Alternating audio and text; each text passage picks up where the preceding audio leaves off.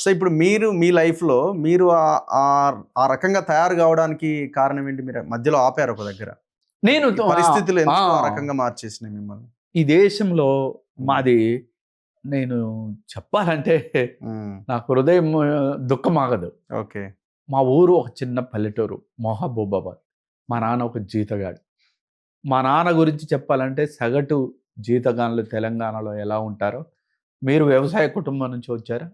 మాది కాదు. మాది వీవర్ పద్మశాలీస్ మేము. ఆ! అంటే మొత్తం నేత బట్ట పని బట్ట. బట్ట నేత నుంచి హ్మ్. వచ్చారు.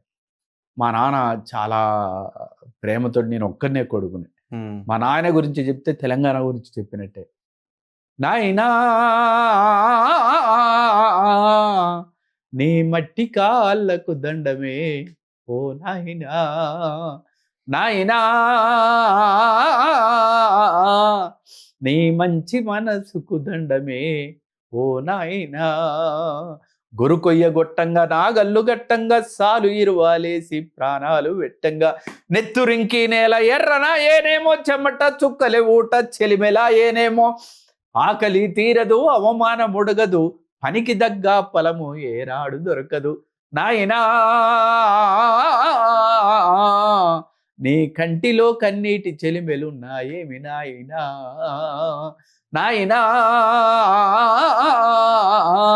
నీ కడుపులో ఆకలి మంటలారావేమి నాయనా గొర్రెల కొట్టం ఊర్చి బర్ల పెండా తీసి ఎడ్ల గిట్టలు కొట్టి గొడ్ల దారికి తెచ్చి ఆలమందలు కాసి పాలు పెరుగు తీసి దున్నపోతుకు అరక దున్నటాన్ని నేర్పి పశులు మనసులు కలిసి వ్యవసాయమును చేసి బురద పొలము నుండి భువ సృష్టించేవు నాయనా నీ ఊరేది పేరేది ఊరిలో గుడిసేది నాయనా నాయనా నీ చేనేది చెలకేది చెరు వెనక సెంటేది నాయనా చేను చూడకుంటే పానమాగాదాయే అడవి పందులు వస్తే నిదుర పట్టాదాయే కంటి చూపును తీసి చేను కంచగ నాటి మంచ పైన చేరి దంచి పాటలు పాడి నాయనా నువ్వు పాట పాడితే సేను పొట్టకొచ్చి నాది నాయనా నాయనా నీ మాటలింటూ కంకి పాలు పోసుకుంది నాయనా కాళ్ళకున్న చెప్పు చేతబట్టుకొని తలరుమాలు తీసి కడుపు గట్టుకొని డప్పు కొట్టే కాడ దరువులేసే కాడ బొట్టు పెట్టే కాడ బోనబెత్తే కాడ పటేళ్ళు పటవార్లు ఊర్లోకొచ్చే కాడ నాటు కోడితో పిల్ల రాతిరయ్యే కాడ నాయనా నువ్వు కచ్చడాల ముందు కుక్కలా ఉరికేవు నాయనా నాయనా ఊరి కుక్కలన్నీ నిన్ను చిత్రంగా చూసేవి నాయనా కసి పెరుగుతున్నది రసిగారుతున్నది ఆగడాలే రోజు కాగడవుతున్నవి నైజాము గుండెల్లో గుబ్బులవుతున్నది ఊరి దొరల ముడ్డి మట్టూడుతున్నది తుమ్మలా శేషయ్య దళము గడిలోకొచ్చి ఊరి దొరలను బట్టి వర్లంగా చంపిరని నాయనా నీ కథలు వింటూ నేను కమ్యూనిస్టు నైతి నాయనా నాయనా నీ నడక చూసి నేను నక్సలైటు నైతి నాయనా ఇలాంటి మొత్తం ఇందులోనే వచ్చేసింది కదా ఇక. అంటే మా కుటుంబ క్రమం.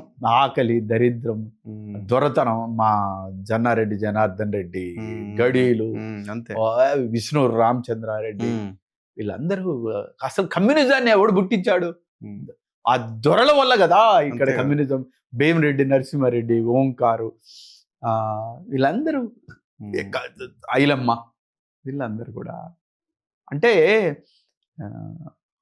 ఆ తిరుగుబాటు బంతిని ఎంత విసిరి కొడతారో అంత తిరుగుబాటు లేస్తాయి మేమందరం విప్లవోద్యమంలో రావటానికి ప్రధానమైన కారణం దొరతనం అట్లా నేను కాలుకు గజ్జలు కట్టు తెలంగాణలో ఈ ఈ పరిస్థితిని అంటే ఈ తిరుగుబాటుని ఈ విప్లవాన్ని ఈ ఆలోచన శక్తిని తీసేయాలి అనే ఒక ప్రయత్నం చాలా బలంగా స్టార్ట్ అయినట్టు అనిపిస్తున్నది.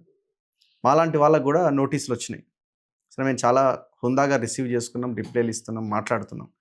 మేము కూడా అయినా కూడా మేము ఎక్కడా కూడా ఆగలేదు. ఎందుకంటే మనం ఏం నిజాయితీగానే పనిచేస్తున్నాం కాబట్టి. ఇది ఎక్కడి వరకు వెళ్తుంది అన్నది ఒక ప్రశ్న. అంటే ఎటువైపు దారి తీస్తుంది పరిణామాలు? ఒక రకమైన ఆందోళన, ఒక రకమైన భయపడాల్సిన సిచ్యువేషన్ ఏమైనా ఉన్నదా? ఏం లేదు, శుభోదయం. ఈ రాత్రి ఇంత బలంగా చీకటైందంటే రేపు శుభోదయం, ఉషోదయం సూర్యుడు చాలా బగ్గ బగ్గ బగ్గ మండుకుంటా వస్తాడు. మనం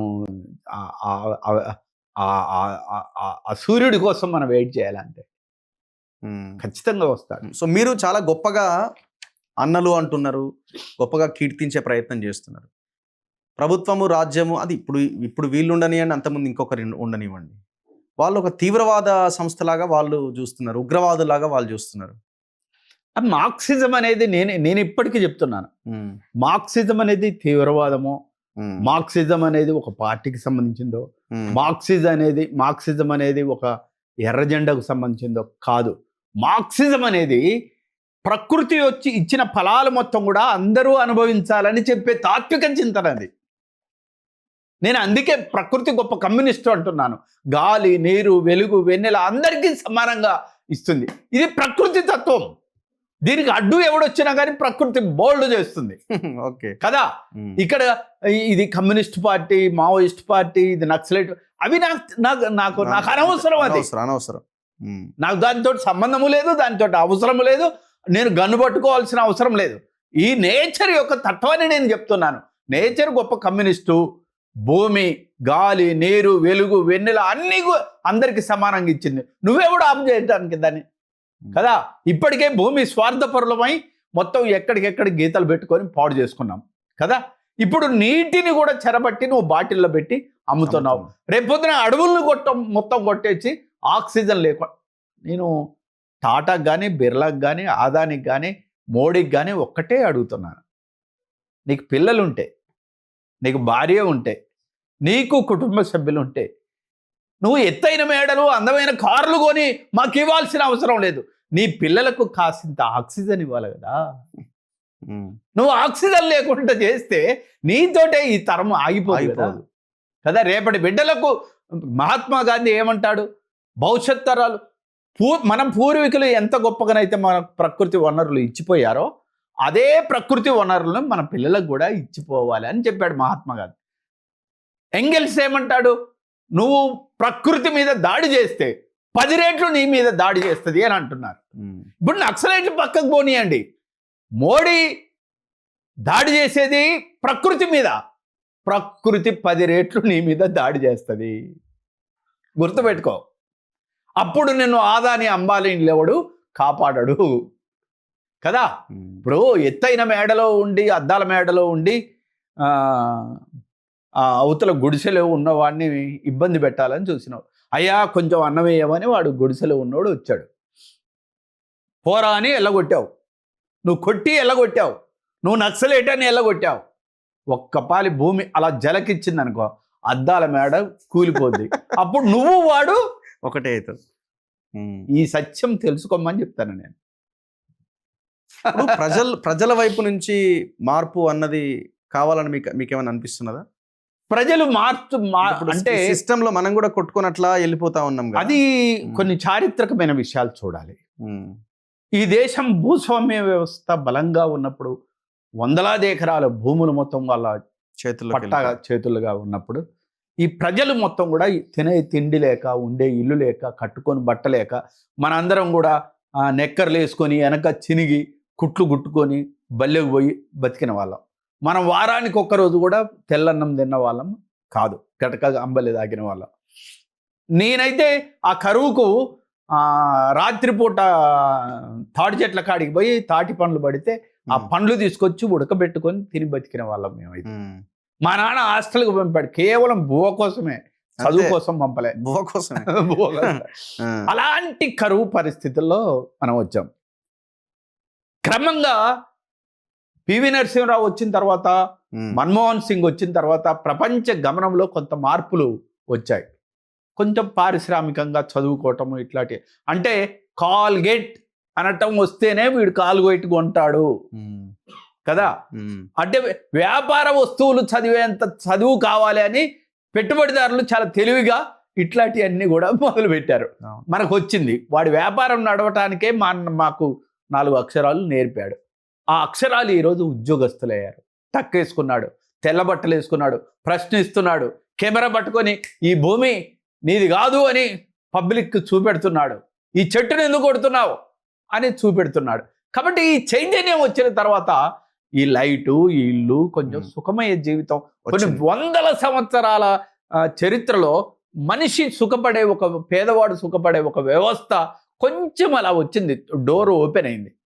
ఇప్పుడు ఆ సుఖపట్టం కూడా ఇష్టం లేక పెట్టుబడిదారులు దాడి చేస్తున్నారు. ఖచ్చితంగా రేపు తిరగబడతారు. మనము ఊహించడమా ఏ రోజైనా?